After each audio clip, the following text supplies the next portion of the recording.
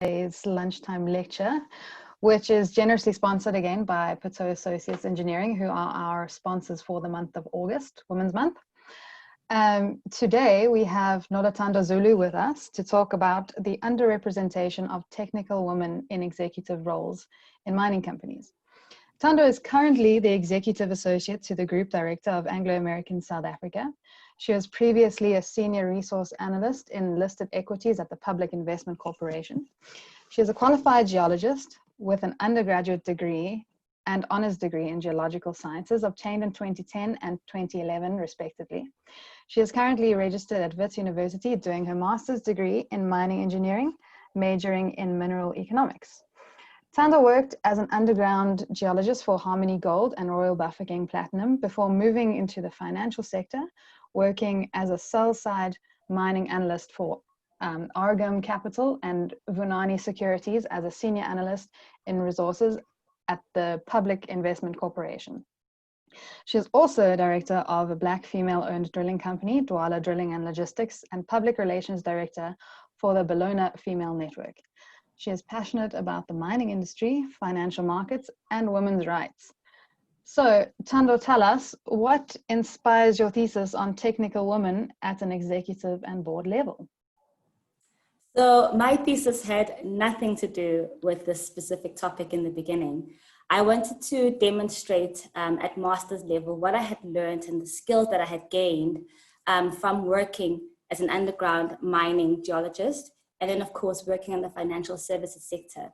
So my thesis was initially about the safety and how it is impacted when capital expenditure has been cut during the trough commodity cycle times. So that was the thesis. I was ready to go, and I had planned it all out. I had made a list of the companies I wanted to look at their annual reports and talk about how these companies spend money when times are tough and how that directly impacts on people's safety underground. And working at the Public Investment Corporation as an analyst, we received documents from other analysts on the sell side, giving us their research on work that they were doing, looking into certain companies. And an analyst from London had sent a document looking at the ESG issues of mining companies, some of the largest mining companies in the world, and a very big player, very big diversified player. One of the key issues they had was a governance issue. And the key governance issue they had was the fact that they didn't have any women on their executive team. So when the CEO of this specific company was asked, why do you not have women on your executive team? He said, because there are no technical women in mining that could take up this role. And I remember being so enraged, like, excuse me? I know so many technical women who could take up a role in your business. And I'm sure there are technical women within your company that you are just not grooming and developing to take on those roles. Hey, you can take my CV. I'll take a role in your company any day as an executive, because apparently they pay very well. So I was quite irked by that statement. And instead of getting angry, I decided to educate myself on the topic. Not only educate myself on the topic of why women are so underrepresented at technical level, but really start to interrogate the barriers that are there for women, and actually how underrepresented are women, both at executive director level and at board level as non-executive directors. So I have prepared a presentation for you guys, just talking to the work that I have been doing on my thesis. So I am due to submit my proposal soon. And hopefully myself and Tanya will get an A-OK from the university. So basically, I'm just gonna walk you through the key findings that we have found in our literature review aspect of the proposal. And just at the end, I'd like to discuss some of the things that I have encountered in my personal experience as a technical woman in mining, and the experiences of women who I have engaged with in my space. So before even diving into the numbers, I'd like to paint a picture of the legislative framework in which we operate in South Africa. So South Africa, I know times are tough right now. I know we look at the scourge of GBV and we say it's quite difficult to be a woman in South Africa, and that is a fact. However, though, South Africa does have quite progressive policies for women, not only in the mining space, but in corporations in general, and a lot of policies that have been put in place for the gender equality for women in all spaces. So just looking specifically at mining, one of the key issues that was a plague in the mining industry was the fact that there was a South African Minerals Act of 1991, which was implemented. And that act prohibited women from working underground. Luckily, with the new government that came in place in 1996, this specific act was banned, and lifting of this specific ban allowed women to start working underground. But the government didn't stop there by just saying women could work underground. The government took further steps to say, we're going to put a South African mining charter in place, and we're going to ensure that we have policies that also talk to the representation of women in the workforce.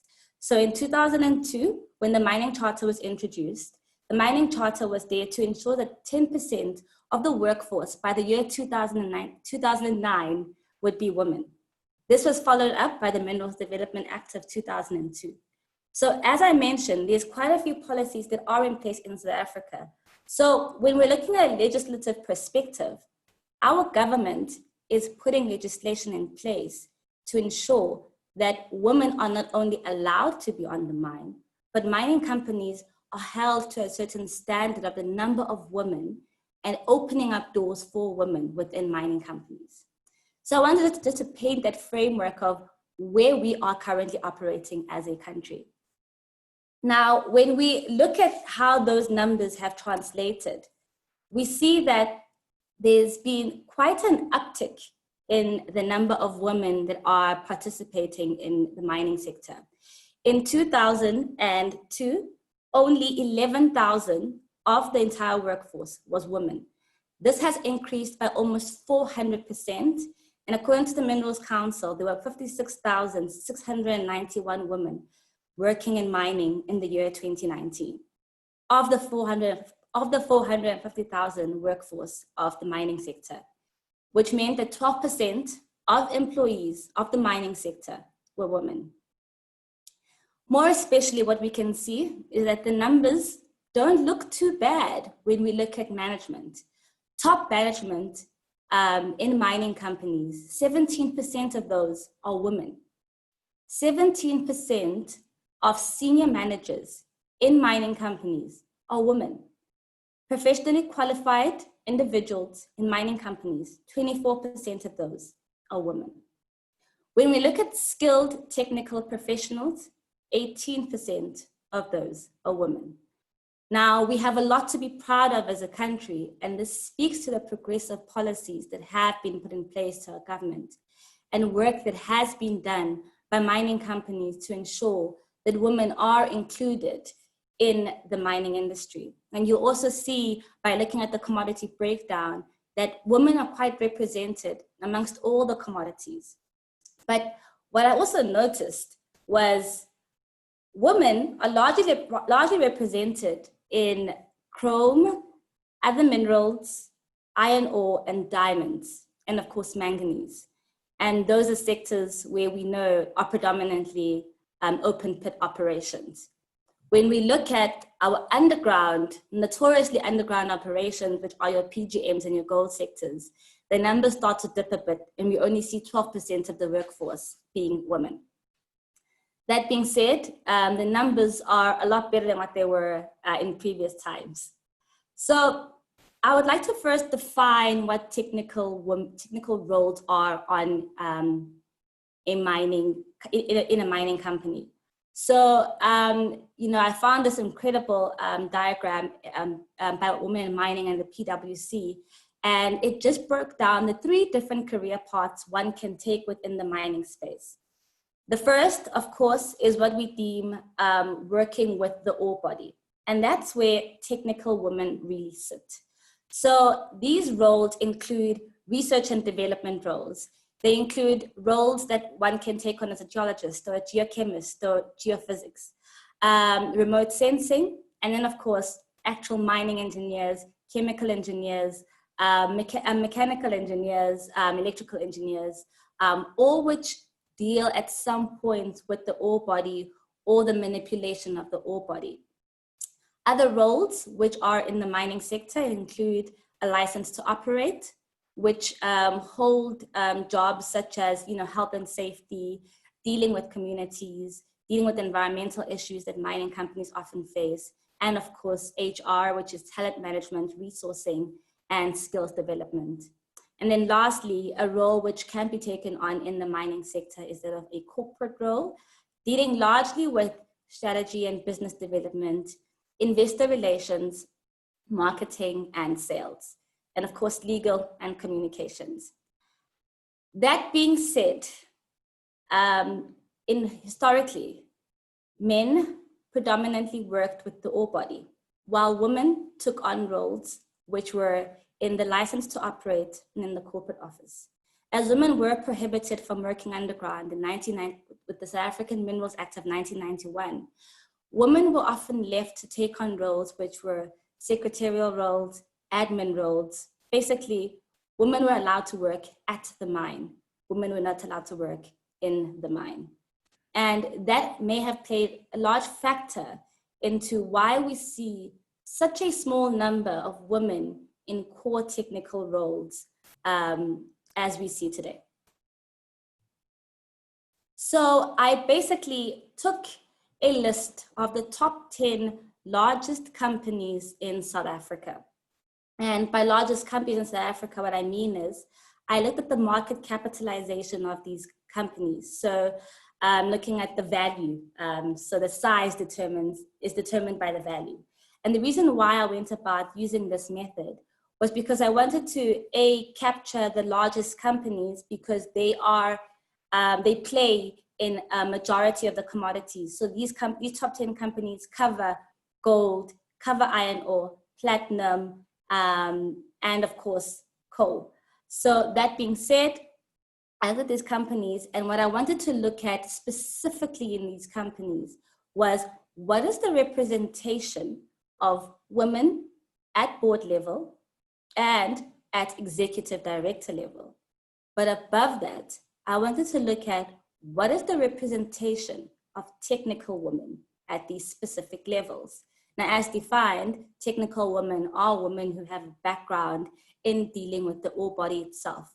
So I'm looking for geologists, I'm looking for mining engineers, I'm looking for metallurgists, I'm looking for chemical engineers, I'm looking for women who are badass in these specific mining companies.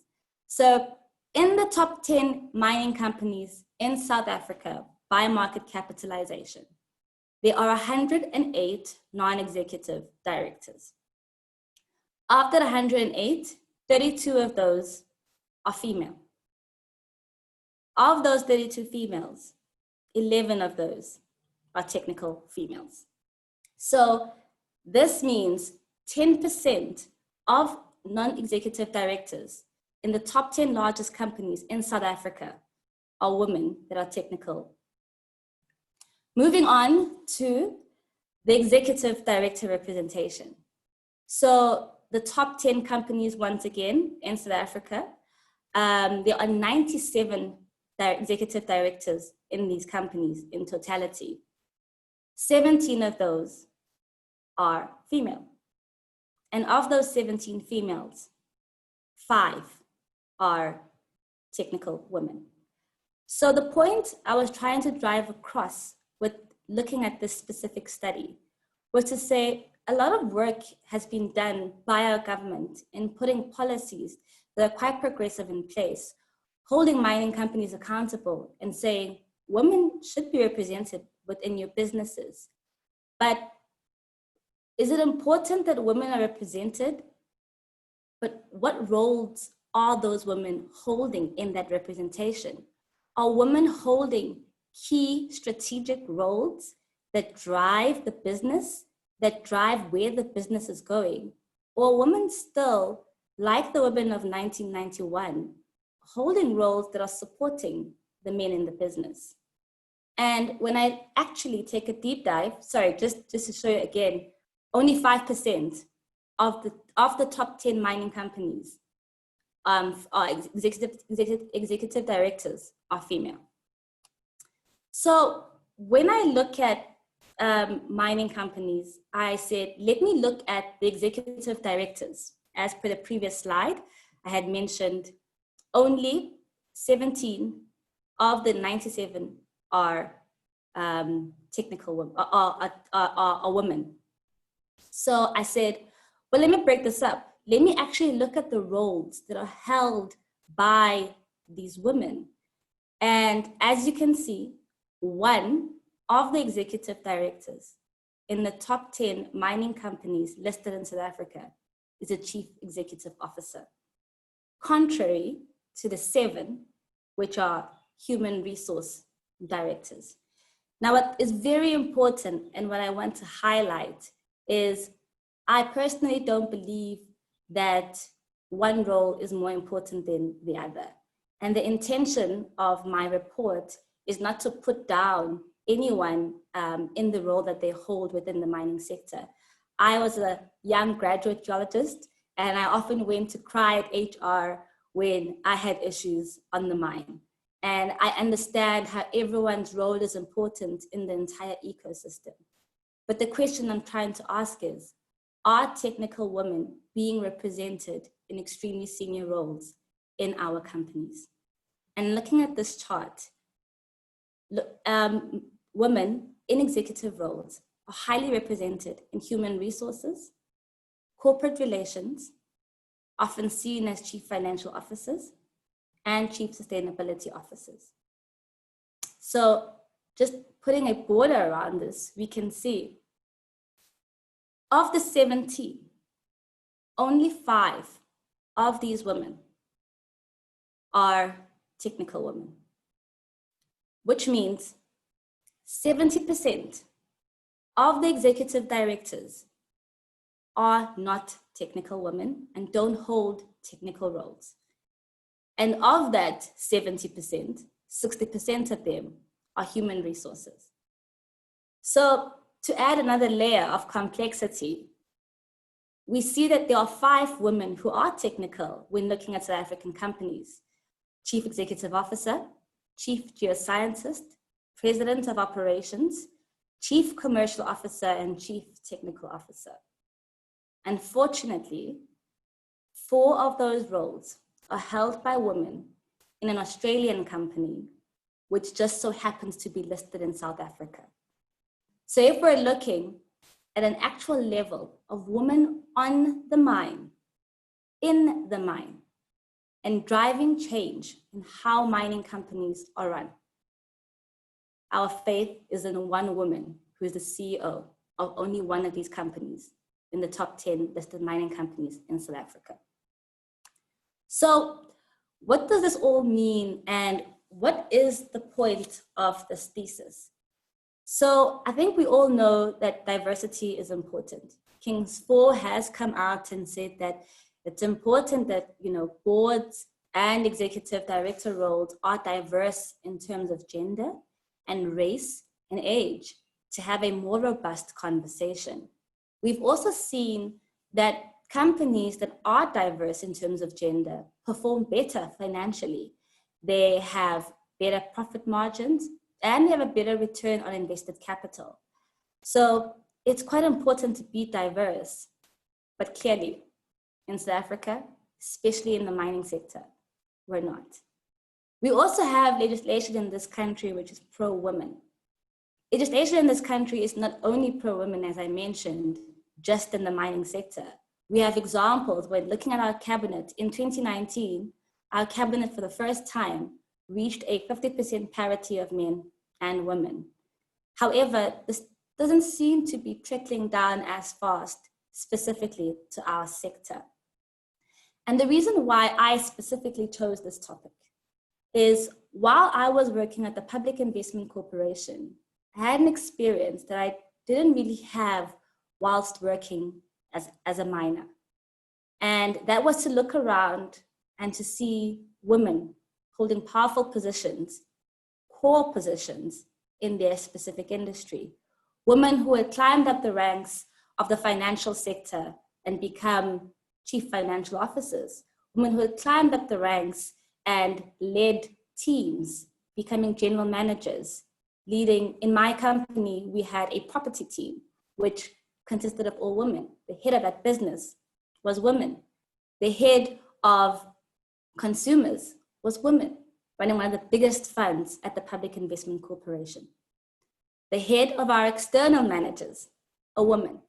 So I looked around and all the core roles in that specific sector was women. And when I made my great comeback to mining after leaving in 2015, when I made my comeback this year, I once again was faced with the reality that women just don't hold key and core roles in mining companies. So it took me back to that question. So are there really just no women available to take on these roles? And there's a few things that one can really look at when discussing this specific topic. So it's well known that the mining industry is not the sexiest. You don't get to wear nice high heels and have a fancy perfume on and fancy clothes. It's hard, it's gritty, it's dirty. So there seems to be some level of attraction which is not taking place. But when I was in honors in the year 2011, there was 15 of us. 10 of us were girls, and only 5 were men. So you mean to tell me, if the number of graduates coming into the sector is growing, number of female graduates, then why is there still this lack of representation at the very top? And there seems to be an issue with retention. From one of the studies that we looked at, it shows that at graduate level, 30% of graduates that are recruited are female. However, when recruiting for middle management roles, only 10% of those recruits are female. And it then says to us, we need to do a deep dive as to what are the issues then with regards to the retention of women. Some women have come out and said that they have had to leave the mining sector because the opportunities just aren't there. When I left my mining company in the year 2015, the man who held the role of chief geologist still holds it today. If I had stayed in that mining company today, I would still be a section geologist. Many women have also come out to say the problem that they've had with staying in a mining company is inability for mining companies to be flexible as a woman's life changes. So as we know, once a woman becomes a mother, a woman cannot go undergrad in the 9 months that she's pregnant. When a woman has a newborn, she once again has to make sacrifices and compromises because we all know we work such awkward hours underground and of course at the plant. I know some of the shifts start at 4 a.m. or 2 a.m. at the plant. So how do you go and drop off your 6-year-old at preschool at 8 a.m. when you have to be underground at 6 a.m.? And mining companies really haven't come on board to be flexible enough to allow women the flexibility to be able to work around their work-life balance, which other sectors, such as the financial sectors, have. So when we look at mining companies at board level as well, we also see that there's a large borrowing of expertise. A lot of the women that sit on board roles in mining companies are women from financial services and women from construction, pharmaceuticals, and medicals and telcos. Very few of those women are women that come from the mining sector itself. So then the question becomes, if there's a problem with attraction and retention, what are mining companies doing about it? And the other question that I would like to put to executive directors who say there are no technical women in mining who can take on these executive roles. What is being done? What programs are being put in place to ensure that women can rise to the occasion? What development has been put in place to ensure that women do have the skill set to take on the roles that come about in executive director positions? And most importantly, what are mining companies doing to create the space for these technical women? So what I would like to do in the thesis going forward is to interrogate the policies that these specific mining companies have and look at how they directly translate to the representation of technical women on their boards and, of course, at executive director level. And the most important part for me is going to be the questionnaire which we are working on, which will be the looking at what are women's experiences having worked as a technical female on a mining company, and what has caused them to either stay or leave the industry. But above all else, in having this conversation with technical women, I hope that mining companies listen and come to the party. And that's me. Thank you. Cool. Thank you so much, Thando, for that. That was really, really interesting. And I'm sure everyone here agrees. We can open the floor now for some questions and comments, a bit of discussion. You can raise your hand if you have questions and comments, or type them into the chat box there and we can read them out for you. But yeah, do we have any questions and comments?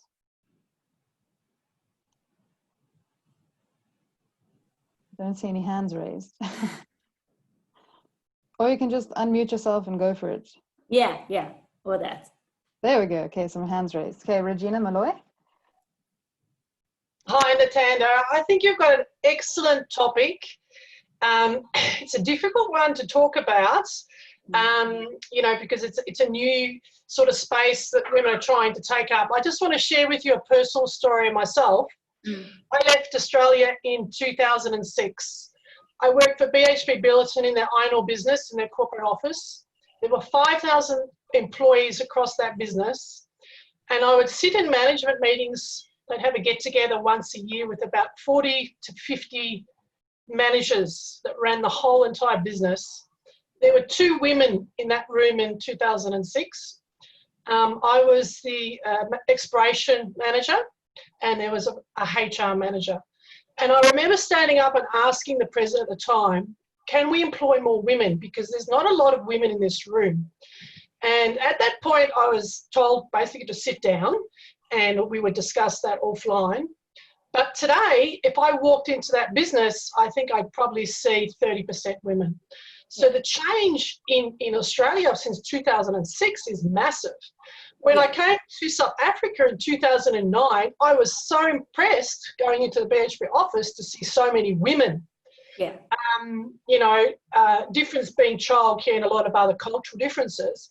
But I think the growth in South Africa since 2009 has not reached the executive level. So I've been a big promoter of the CFO, CEO, non-exec positions for women. I'm actually studying the SEDAR director course myself to try and move into that space. But you still do, you know, you meet resistance and what have you, but we need a few leaders to take the way. We also need the support of men. So Absolutely. It's not just a group of women, you know, supporting, but all around. So I think for South Africa, we need to reignite the advantage from 2009 and push it forward and really look at what is happening on a global basis and also bring in with the cultural legislation here. So I can connect you with lots of people internationally to get some perspective. And I love your topic and I wish you the very best. Thank you very much. And you raised a very important point. And myself and Tanya had this discussion this past Friday, is the fact that the underrepresentation of technical women is not just a women's issue. And we say that about GBV as well, is that we would live in a world with women and men, and men need to come to the party. And right now, of the 10 companies that are the top 10 companies that are listed in South Africa, 9 of those CEOs are men. And we need those men to come to the table to say, we cannot operate in an environment where we don't open up space for women at the table. And of the 10 companies, 2 of those companies have 0 women on their executive director team. So it's you're absolutely correct in saying that is there seemed to be a lot of robustness in conversation in 2009 about the inclusion of women, but it seems to have died down because we still don't see that representation at levels where women are making strategic decisions, and that's at executive and board roles. So I really hope you get that board seat and call me when you do, so there can be 2 of us. Great, thanks, Thando. We have Motlachi with a hand up. Hi, Noluthando. Thanks for your very insightful talk.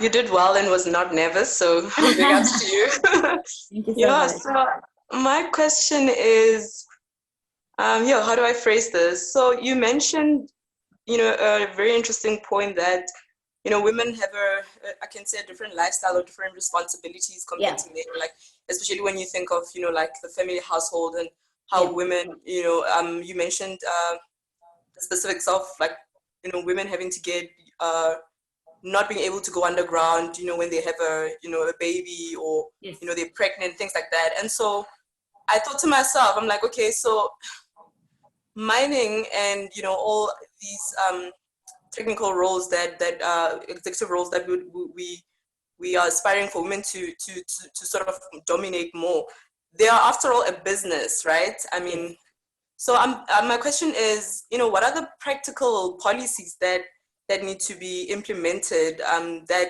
will still, support the fact that this is a business running, but yet we want to be more inclusive of women, and who are responsible for making such policies? And does your thesis actually cover some recommendations or suggestions that you are thinking of? You think can maybe steer this conversation in that direction for policy changes? Absolutely. So you're very right in that specific aspect of work-life balance for women. So I remember when I was, working underground as a young geologist, a few of my colleagues would fall pregnant, and they were told from day one, you can't go underground. And I think one of the things that was quite noticeable is when a woman fell pregnant on the mine didn't know what to do with her. It was like, she must go help there in planning or something. And that for me goes to show that there is no plan in place for a natural occurrence, which is pregnancy. The mining industry has not sat down and said, we have a group which has the ability to procreate, and that's going to mean 9 months or 12 months actually, because you still take the time maternity leave once you've had your baby as well. So 9 months of their time while they're on this mine, they will not be able to go underground and do X, Y, Z. What other skill set does this specific individual need to be able to reach an executive director level, for example, that might not necessarily come from underground? So what programs are put in place? So can you maybe do a circulation at corporate office and understand how the business of the company works? Can you do a circulation of how, other departments within the mining companies, such as planning, such as surveying, so you can have context as to how everything fits together? And I think the poor planning aspect of mining companies when it comes to pregnant women just goes to show you that mining was not necessarily designed for women, and the time hasn't been taken to sit down and say, how do we adjust that? So one of the key policies, and just talking about that specific issue, is looking at how do we use that specific time when a woman is unable to hone her technical skills underground to hone other softer skills, which will make her a better manager when that specific time comes.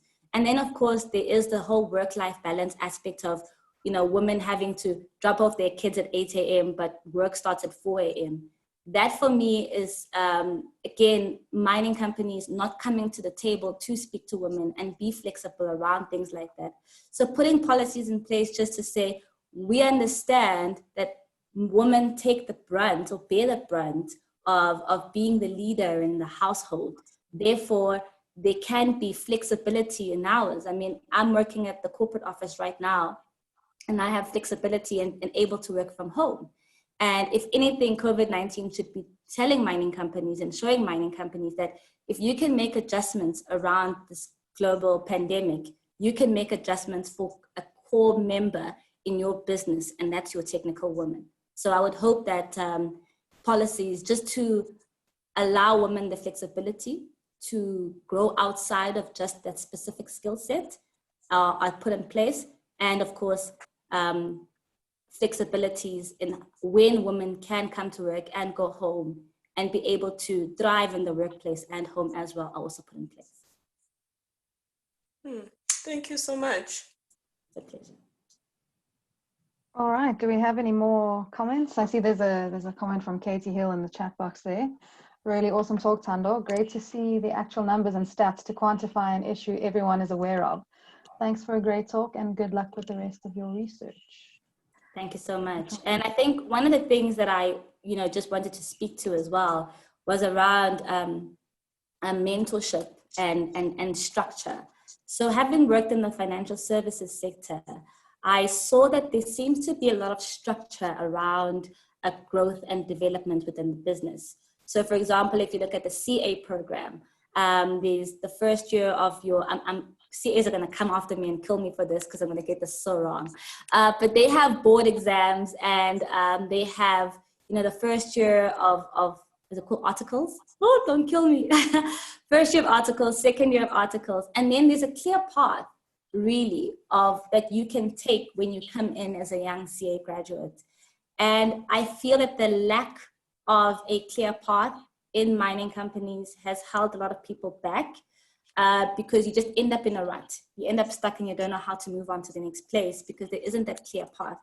And of course, the lack of senior women has seen the lack of mentorship. And so I'm part of a group, the Bologna Women's Network, as you mentioned earlier on.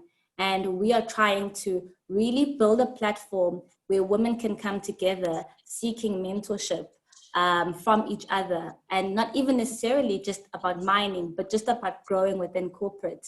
And I think because of the lack of visibility of senior women in mining companies, young women also lack that mentorship and guidance.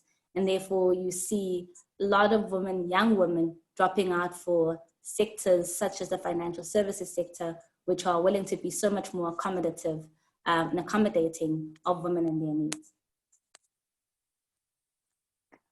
Cool, thanks so much. Are there any more comments from the floor? Questions? This is your chance to ask the really difficult questions. There we go. So Thando, you know what I'm going to ask you. I know. You've spoken quite a lot about legislation, and something that I've thought about a lot. Is legislation a hindrance or an enabler in our country? So we've had this discussion. I'd first like to, state that South Africa is one of the only mining destinations where we have gender equality and reporting legislation. So if you go to Chile, for example, which is a mining destination, or the DRC, you're not going to find the requirements that have been put in place for mining companies like they have in South Africa. And in actual fact, just talking to legislation, and the reason why I push the legislative aspect so much, of all the mining companies in the world, South Africa has the largest female representation on boards than anywhere else in the world. South Africa also has a large representation, falling behind Australia and Canada at executive level of women. So my aspect and my point is, while the legislation has been fantastic in opening up the opportunities and the doors, and seeing South Africa leading in terms of board representation, legislation in this country is not very descriptive. So it does say the inclusion of women, but the inclusion of which women? The inclusion of women who sit on 10 other financial boards, or the inclusion of technical women who've worked underground and know the challenges that young women face underground and young women face at the coalface, and able to contribute strategically to the business.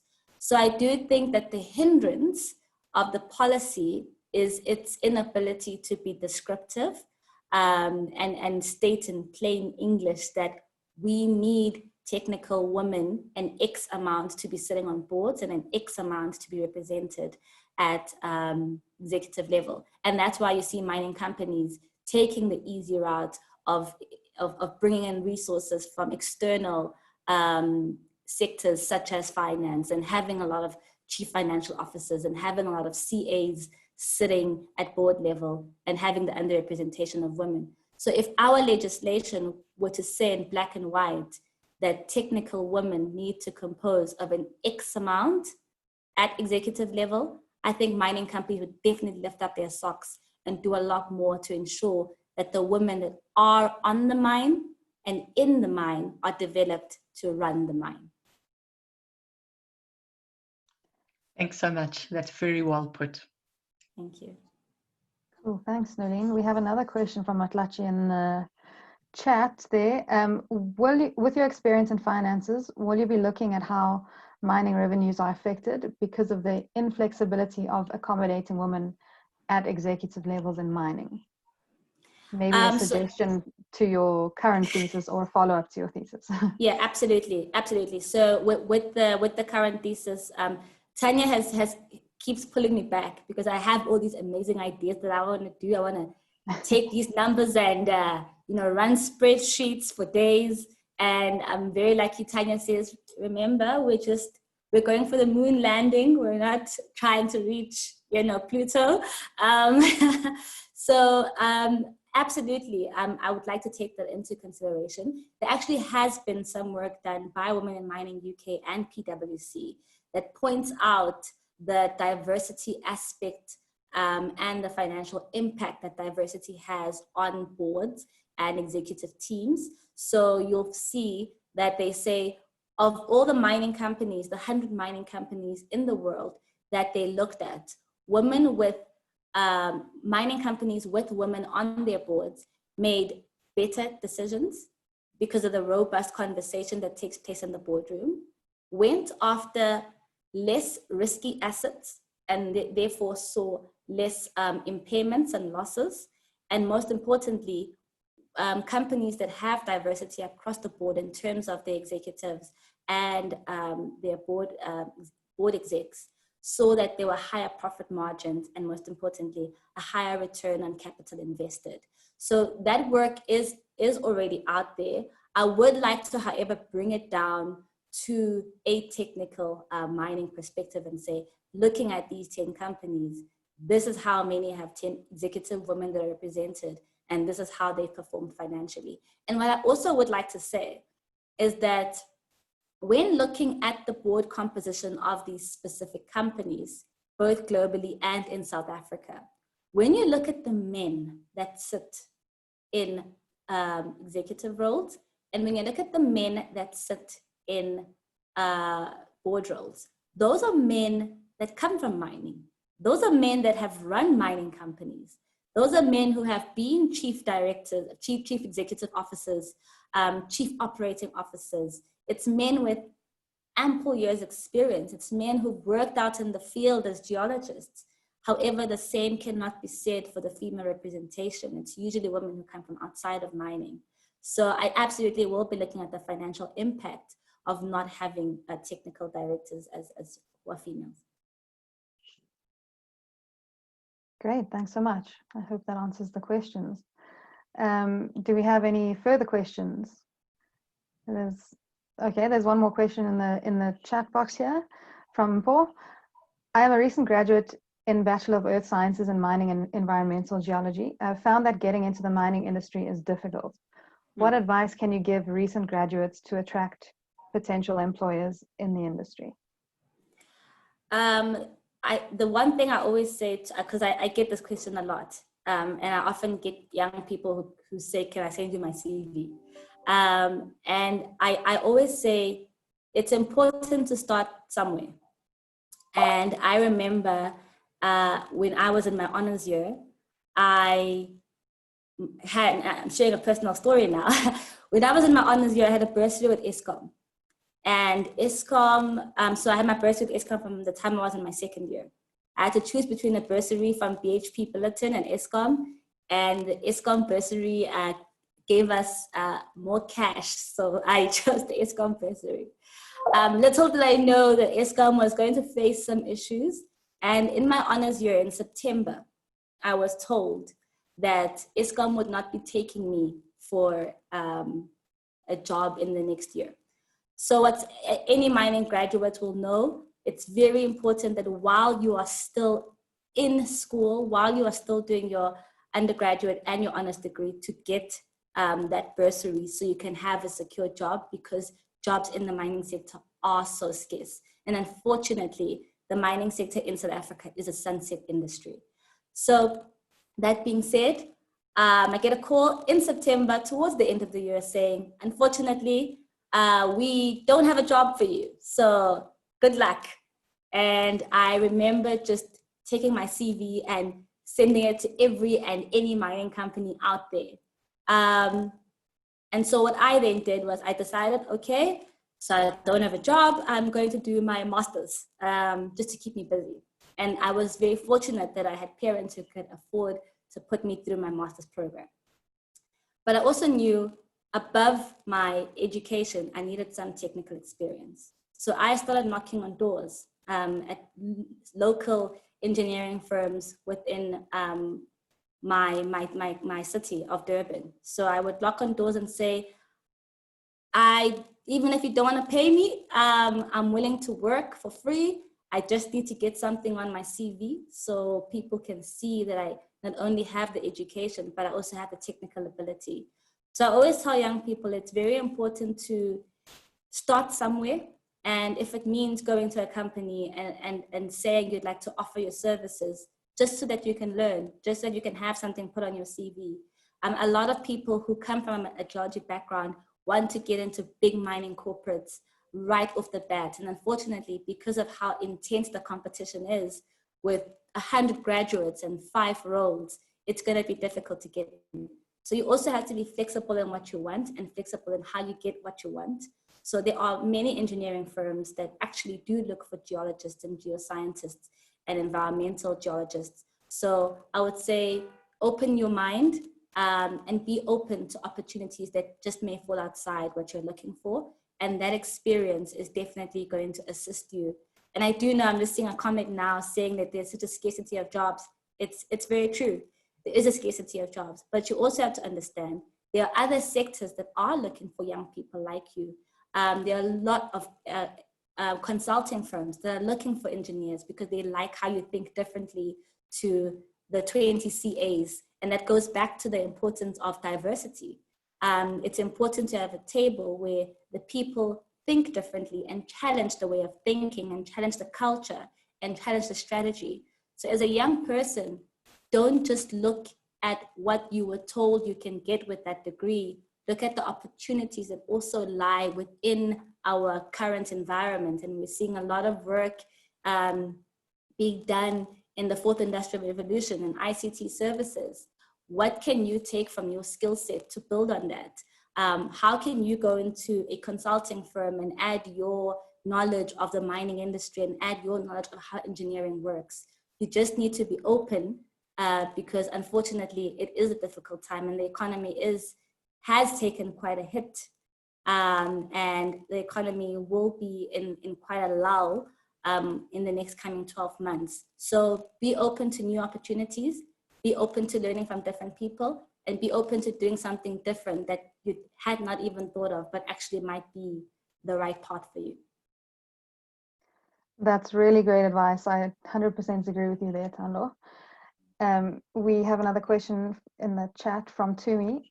this is such an excellent topic. The underrepresentation starts from the very mines. Just out of interest, how many women GMs do we have, if any?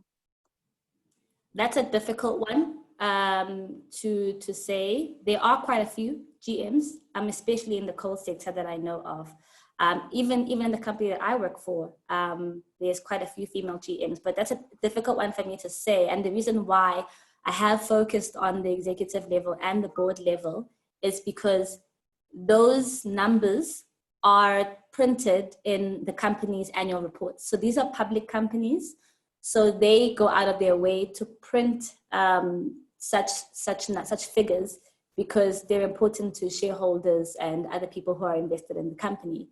So because of the public nature of those specific roles, because they are so senior, it's easy to see that there's one CEO because it's a very public role. So a role such as general manager is not as public, so they would not necessarily print that in their annual report. But what they would do, for example, is print that we have 10,000 women working on our mine and 20% of them hold middle management level roles. So that's where I would think, or senior management level roles, and that's where general managers would fall under. And as per the previous slide 1 from the Minerals Council, 17% of senior management roles right now are being held by women. So I would assume that general managers fall in that range.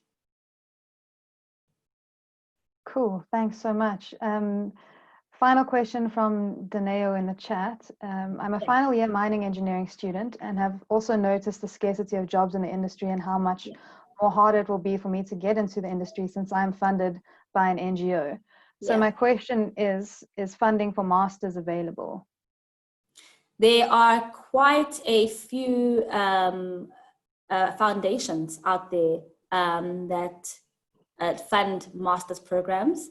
I think maybe Dineo and I can talk offline, but I can definitely look at assisting her in that funding. But there are quite a few well-known foundations that do fund young women, especially a young woman who'd be looking at getting a technical master's. There should be funding out there. So Dineo can just send me an email. And I see Zama is also looking at, thanks Zama. A nice suggestion there from Zama, thank you so much. All right, I think if we don't have any more questions or comments, going once, going twice. Okay, we'll call it there. So great, thank you so much again, Thando, for your time and for your insightful talk there. It was really, really interesting, and I mean, these things are so important, and it's nice we're talking about them. It shouldn't only be a Women's Month thing, but we'll have to work on that. And thank you everyone for joining us today. Thanks for the discussion. And if I may, sorry, just last point I wanted to just mention is that there's also something that is lacking in our sector, which I have found in other sectors such as the financial services sector. I keep pointing to the financial services sector. I have experience in that sector and I've seen the work that's being done there. And again, I will say the financial services sector also has its problems. There's still massive underrepresentation of women in that sector as well, but they are a lot further ahead than us in mining. And one of the things I've seen is that there's a lot of groups that are support structures for individuals in certain sectors outside of work. So groups such as APSIP, which are advocates for young Black people within investment banking and within your financial services. There's Black Management Forum. There are all these forums that really lobby for the inclusion of Black people, young Black people in roles. So for example, when Maria Ramos stepped down at APSA, BMF and APSA were out there saying, here's Thando, this is her CV. You should hire her as the next CEO because she's got X, she's got Y, she's got Z. These are all the requirements and she has them. And unfortunately, in the mining sector, we just don't have lobbying groups. And if we do, they don't have the strength and the voice that other sectors have. So we as mining professionals, yes, it is very important that the government sets frameworks that are very important in laying down the rules for how mining companies operate and opening opportunities for us as young people. And it's very important that mining companies also have policies that are progressive, that mimic that of the government. But it's also important that we get up and we fight for ourselves. It's important that we get up and we form organizations and we lobby for each other. And we say, if a mining company wants to employ another chief operating officer, here's a list of 10 female candidates, one from Impala Platinum, one from Kumba Iron Ore, one from Anglo Platinum. And these are the women that you should consider for these roles because they have all that it takes. And we also have to get up and do our part. And I hope that people will be inspired to not only see technical women in these roles, but do something about it. So, and most importantly, just to close off, I want to say thank you so much for having me on this platform. It's been an absolute honor to speak to my fellow geologists and people who I have so much respect for. And thank you to my incredible supervisor, Tanya, for just being a light and being an example of the incredible work that women can do and being a technical woman that I look up to and aspire to be like. So thank you very much. Awesome. Thanks, Thando. I think I speak for everyone when we say we're looking very much forward to your publication. I'll come back. When it's done, I'll come back. Yes, definitely come back. We'll have another discussion. So Awesome. Thanks again, and thanks to everyone who take joined you up us. on that. No, absolutely. Next Nolene year, will this find time you. next year. She will find you. I will be back. Thank you so much. Thanks to everyone who joined us. Thank you so today. much, everyone. Have yourself a good And day. thanks once again to our sponsors for Women's Month, Pateau Associates. We have another talk on Friday afternoon by another woman in the field who's making her way up in the industry. So that's Sarah Turnbull. So join us on Friday at 1 o'clock. And thanks, everyone. I will end the meeting now. Thank you so much. Thank you.